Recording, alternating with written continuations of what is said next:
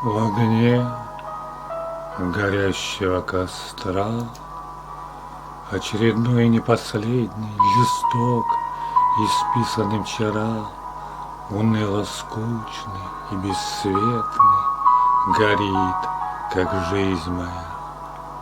Пора.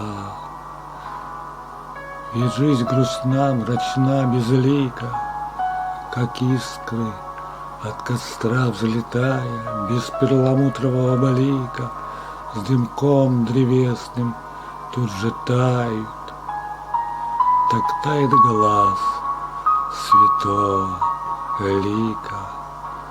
Мечта единая, коли быть, в итоге тленом или дымом, огнем багромо светить свое, пусть не святое имя, пред тем себя как уронить. Вот здесь и выбор небольшой, или тленным телом прямо в яму, или с возвышенной душой, дымком священным фимиама, чтоб стать эфирною смолой.